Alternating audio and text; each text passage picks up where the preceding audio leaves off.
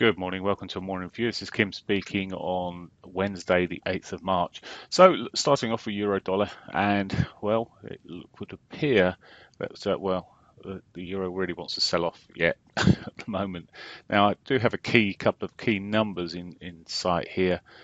Firstly, we're sitting on this weekly midpoint here at 105.582, a break of that sort of level.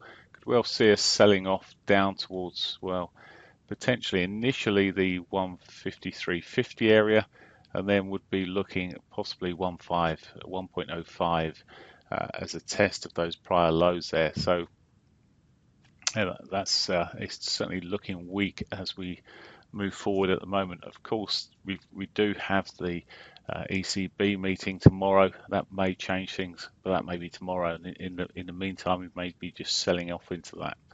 Now, if we don't, and it manages to hold at these lows, there is the potential for it to run back. It's got its daily pivot quite untouched at the moment above. The range is pretty tight. It certainly does look on the weaker side at the moment. Range being tight. If it, Beyond the daily pivot, it's got possibly more resistance into that 60-minute 50. So on the shorter time frames, certainly looks like there's resistance ahead. Just a bit wary at the moment. I mean, if this, as I say, if this sells off, the pivots are very pinched. S1 may not give much in the way of a target, and we could well see or even stop it, see it support, and we might see the weekly MIDI come into play near the daily S2. Okay, so that's the downside. Upside, as I say, restricted, but if it was to start pushing up strongly, that 500 MA really was the line in the sand yesterday for being bullish, but that may be a bit of a target if it breaks through the 50 today. So the 50 MA being my upside long sort of target trigger, and well, with that 500, maybe some more beyond that, but quite tight in range. Not that many pips on offer at the moment. Now, the cable, I should have followed my own advice yesterday. I said it should just sell it.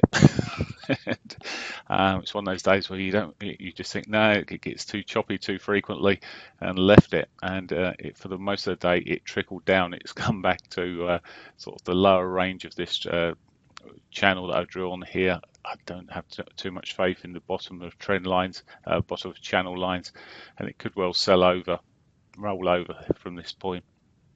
It's already pierced it.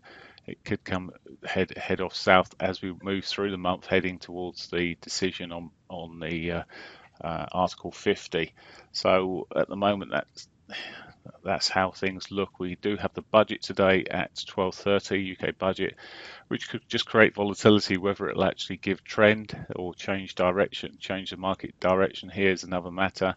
I think it's pretty much unlikely. As I said in the weekly update, these budgets, they tend to move the markets, create volatility, not necessarily trend. People are looking at the real actual numbers, not the forecast so much. Okay, got a feeling the forecast might be a bit bleak, judging by the way the pound's selling off. From where it sits at the moment, S1's not that far away. Yesterday's lows S1 sort of targets. I mean, it's just selling in this current zone. There's not a lot it can do with it as it stands. If it does find some support and reverse, I don't think I particularly want to be in the long side unless it would be a very small position. I really want to be seeing it above the highs of the daily pivot. So around the daily pivot, that sort of area, maybe above that 34 to be alongside on it. I think any retracements, be it maybe opportunities to sell. Dollar yen, oh, it was heading back down towards that weekly pivot, but it's turned tail already, and maybe he's going to push on back upwards again. I keep on talking about repatriation of funds. Perhaps they're not going to bother again this year.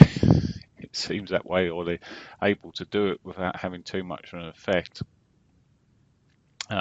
Apparently, according to the Bank of Japan, they've moved out of this deflation, uh, zone, which should have given good cause for a bit of positivity, but completely out of deflation apparently, according to Prime Minister Abe. But hardly seen any positivity in the market. Trading wise, if it does reverse here and start selling again, the weekly pivot remains a target. The shorter term may be easier to read from the 60-minute in terms of potential entries here. It did catch the pivot. I was just looking, but maybe if it breaks through the resistance that's sitting just above it in these moving averages, could be on the long side back towards yesterday's highs in the daily R1. But having ticked off the daily pivot S1 and beyond, it doesn't have a lot of appeal because it's done a lot of its range, and you wonder what potential it has. It still could have some, of course. Aussie dollar continuing in this more weakening zone. It went up, hit the weekly pivot yesterday, and pretty much rolled over just through into the 4-hourly 200 there, the 821 moving average on the dailies. It's looking more weak than anything else at the moment. May come back as looked at this sort of 50, 200, daily 50, daily 200 may come as targets again. Looking at the shorter time frames, there's little underneath it now support until you look up the daily time frames. It's worked through all the key moving averages, and well, we're already nearly down to the daily S1 at a huge range again in terms of the last hour. Killing off possibly some of the movement today, but we'll see. Possibly worth selling into retracements back for the S1 and these prior lows here from last week.